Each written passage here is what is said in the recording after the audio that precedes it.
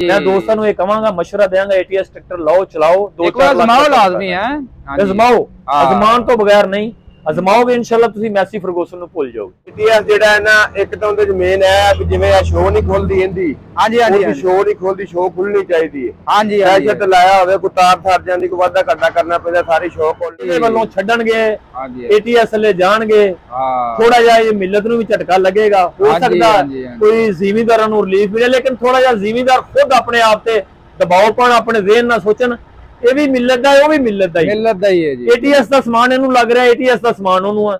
भाई साहब इस तो अलावा थोड़ा ये दसो, एटीएस ट्रैक्टर आए ने कैसे ने, ਤੁਹਾਡੇ ਕੀ ਰਾਏ? एटीएस ਦਾ ਨਾਮ ਹੀ ਕਾਫੀ ਹੈ ਸਪੇਅਰ ਪਾਰਟ ਦੇ ਵਿੱਚ। ਹਾਂਜੀ ਹਾਂਜੀ, ਉਹਨਾਂ ਨੇ ਪਹਿਲੇ ਵੀ ਇੱਕ ਦਫਾ ਬਣਾਏ, ਲੇਕਿਨ ਉਹਨਾਂ ਨੂੰ ਲਾਇਸੈਂਸ ਨਹੀਂ ਮਿਲਿਆ, ਹਾਂਜੀ ਉਹ ਵੇਚ ਨਹੀਂ ਸਕੇ, ਥੋੜੀ ਜਿਹੀ ਉਹਨਾਂ ਤੇ ਪ੍ਰੋਬਲਮ ਹੋ ਗਈ, ਗਵਰਨਮੈਂਟ ਨੇ ਵੀ ਦਬਾਅ ਪਾਇਆ, ਹਾਂਜੀ ਇਸ ਵਾਸਤੇ ਉਹ ਚਲੇ ਗਈ ਕੰਪਨੀ।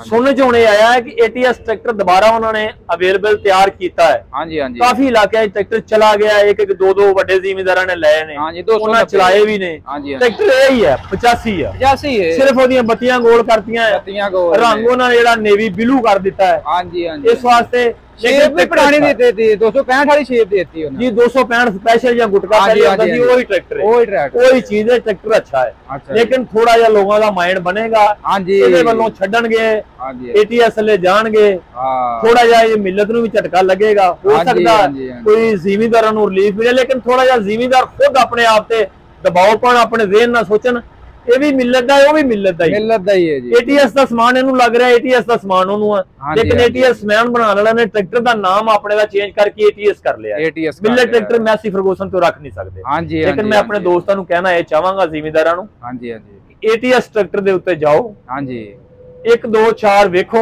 ਚਲਾਓ, अच्छा है, अपने दोस्तों ਨੂੰ ਕਹੋ ਕਿ 2-4-5 ਲੱਖ ਦਾ ਫਾਇਦਾ ਹੁੰਦਾ, ਤੁਸੀਂ एटीएस ਇਸਤੇਮਾਲ ਕਰੋ, ਕਰਨਾ ਵੀ ਚਾਹੀਦਾ ਹੈ, ਇਹਨੂੰ ਛੱਡ ਕੇ एटीएस ਨੂੰ ਕਰਨਾ ਚਾਹੀਦਾ ਹੈ, और इंशाल्लाह लोगों ਦਾ ਫਾਇਦਾ ਹੋਏਗਾ। ट्रैक्टर अच्छा है, मेरे भी एक दोस्त ने लिया, मैं उन्होंने छत भेजी है, बहुत ही अच्छा ट्रैक्टर, मैं खुद 100-265 ਚਲਾਉਂਦਾ ਰਿਹਾ स्पेशल, बहुत अच्छा ट्रैक्टर ਸੀਗਾ, बहुत ही अच्छा ਸੀਗਾ, ਉਹ ਉਹਦੀ ਹੁਣ ਵੀ ਸ਼ੇਪ ਆ ਬਿਲकुल, लेकिन कलर ਦਾ फर्क है, लेकिन कलर नहीं चलना, ट्रैक्टर नहीं चलना है।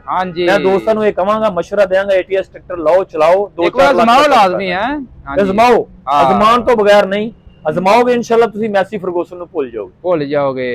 बाकी भाई साहब अपने को अल्लाह ख्याल करे, छत्तां ਦਾ ਵੀ ਕੰਮ ਕਰ ਜੀ, मैं छत्तां ही बनाना सर जी, लेकिन ट्रैक्टਰਾਂ ਦੀ ਜਿਹੜੀਆਂ ਨਾ, ट्रैक्टर भी ਵੇਚਨੇ ਆ, लेकिन ट्रैक्टਰਾਂ ਦਾ ਲੋਕਾਂ ਨੂੰ ਇਹ ਦੱਸੀਦਾ ਹੈ ਕਿ ਆਪਣੇ ਦੋਸਤਾਂ ਨੂੰ ਕਿ ਅੱਜ ਰੇਟ ਆਇਆ ਜਾ ਰਿਹਾ, ਅੱਜ ਰੇਟ ਜਾ ਰਿਹਾ ਹੈ, ਉਹਨਾਂ ਨੂੰ ਥੋੜਾ ਜਿਹਾ ਮਾਰਕੀਟ ਦਾ ਪਤਾ ਚੱਲ ਜਾਂਦਾ, ਦੋਸਤਾਂ ਨੂੰ ਫਿਰ ਤਲਕ ਵਾਸਤੇ ਵੀ ਕਾਫੀ ਲੋਕਾਂ ਦੇ ਪੁੱਛਦੇ ਵੀ ਨੇ, ਇਸ ਵੇਲੇ ਤਾਂ ਲੋਕ ਪੁੱਛਦੇ ਨੇ ਰੇਟ ਕੰਮ ਹੋਇਆ, ਆਖੀਦਾ ਨਹੀਂ, ਪਰ ਛੱਤਾਂ ਦਾ ਜਿਹੜਾ ਵੀ ਸੀਜ਼ਨ ਲਾਈਦਾ ਵੇ ਜਾਂ ਅੱਗਾ ਪਿੱਛਾ ਹੁੰਦਾ ਵੇ, ਕੋਈ ਦੋਸਤ ਰਾਬਤਾ ਕਰਦਾ, ਉਹਨੂੰ ਛੱਤ ਵੀ ਪਹੁੰਚਾਉਂਦੇ ਆ, ਅਵੇਲੇਬਲ ਤਿਆਰ ਦੇਈ ਦੀ। ਅੱਛਾ ਜੀ ਭਾਈ ਸਾਹਿਬ, ਮਜ਼ੀਦ ਆਪਣਾ ਰਾਬਤਾ ਨੰਬਰ ਸ਼ੇਅਰ ਕਰ ਦਿਓ, ਕੋਈ ਭਾਈ ਛੱਤ ਵਗੈਰਾ ਲੈਣਾ ਚਾਹੁੰਦਾ ਹੈ, ठीक है ना? मजीद नंबर तो मेरा सर जी 0323 65 681 जी। मिल्लर ट्रैक्टर, शेहूपड़ा रोड, बेगमकोट, मियां ट्रैक्टर हाउस।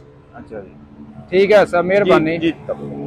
हाँ जी, अस्सलाम वालेकुम। वालेकुम सलाम। हाल भाई की हाल, ठीक ठाक हो? अल्लाह शुक्र, ठीक दुआवां। माशाल्लाह एटीएस ਦਾ ਕੁਝ ਮਤਲਬ ਜ਼ਿਮੀਂਦਾਰ ਜਾਣਨ ਲੱਗ ਪਿਆ, ਪੁੱਛਣ ਲੱਗ ਪਿਆ ਵੀ एटीएस ਕੀ ਟਰੈਕਟਰ ਹੈ। ਹਾਂਜੀ, ਤੇ ਭਾਈ ਉਹਨਾਂ 385 ਲਿਆ, ਮੈਂ ਕਿਹਾ ਪੁੱਛੀਏ ਕੀ ਰਾਏ ਦਿੰਦੇ ਨੇ एटीएस ਬਾਰੇ। एटीएस ਜਿਹੜਾ ਹੈ ਨਾ, ਇੱਕ ਤਾਂ ਉਹਦੇ ਚ ਮੇਨ ਹੈ ਕਿ ਜਿਵੇਂ ਆ ਸ਼ੋ ਨਹੀਂ ਖੁੱਲਦੀ ਇਹਦੀ, ਹਾਂਜੀ ਸ਼ੋ ਨਹੀਂ ਖੁੱਲਦੀ, ਸ਼ੋ ਖੁੱਲਣੀ ਚਾਹੀਦੀ ਹੈ। ਹਾਂਜੀ, ਐਸੇ ਤੇ ਲਾਇਆ ਹੋਵੇ ਕੋਈ ਤਾਰ ਸਰ ਜਾਂਦੀ, ਕੋਈ ਵਾਧਾ ਘਾਟਾ ਕਰਨਾ ਪੈਂਦਾ, ਸਾਰੀ ਸ਼ੋ ਖੋਲਣੀ ਪੈਂਦੀ ਹੈ। ਹਾਂਜੀ, ਉਹ ਕੋਈ ਨਾ ਆਜ਼ਾਦ ਦੇ ਬਗੈਰ ਨਹੀਂ ਖੋਲ ਸਕਦੀ ਉਹ।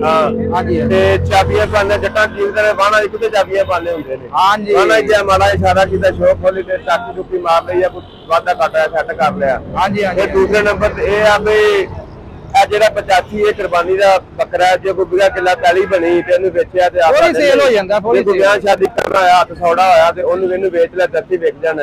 ਉਹਦਾ ਅਗਰ ਕੋਈ 5-4 ਲੱਖ ਰੁਪਇਆ ਰੇਟ ਇੱਥੇ ਥੱਲੇ ਹੋਵੇ ਤੇ ਫਿਰ ਜਾ ਕੇ ਉਹਨੇ ਵਿਕਣਾ, ਫਿਰ ਇਹ ਕੋਲ ਸਾਲ ਲੱਗਣਾ ਮਾਰਕੀਟ ਲੱਗਣਾ, ਸਾਲ ਲੋਕ ਜਾਣ ਦੇ ਇਸਤੇਮਾਲ ਕਰਨ ਦੇ, ਫਿਰ ਇੱਕ ਦੂਜੇ ਨੂੰ ਦੱਸਣ ਦੇ ਵੀ ਚੰਗਾ ਟਰੈਕਟਰ ਹੈ, 85 ਨਾਲੋਂ 75 ਨਾਲੋਂ ਚੰਗਾ ਹੈ। ਬਾਕੀ ਲਾਹੌਰ ਮਾਰਕੀਟ 'ਚ ਵੀ ਹੋਣਾ ਚਾਹੀਦਾ, ਉਹਦਾ ਇੱਕ ਸ਼ੋਰੂਮ ਹੋਣਾ ਚਾਹੀਦਾ, ਫੇਰ ਹੀ ਦੁਨੀਆ ਲਏਗੀ ਨਾ। ਬਾਕੀ ਆਸਾ ਹਿਸਾਬੇ ਦਾ। ਆਹੋ ਭਾਈ, ਉਹਨਾਂ ਮੈਂ ਪੁੱਛਿਆ, ਮੈਂ ਕਿ ਤੁਸੀਂ एटीएस ਦੇ ਪਾਰਟਸ ਵਗੈਰਾ ਇਸਤੇਮਾਲ ਕਰਦੇ ਹੋ, कैसा ट्रैक्टर है वो? एटीएस ਦੇ ਪਾਰਟਸ ਇਸਤੇਮਾਲ ਕਰਨੇ ਆ, एटीएस ਦੇ ਪਾਰਟਸ ਸਹੀ ਨੇ।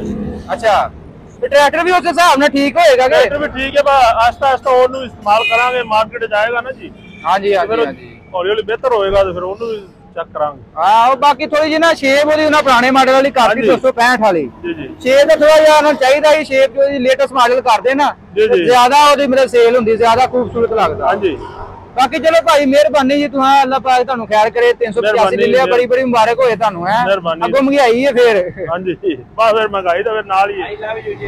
ਆਈ ਲਵ ਯੂ।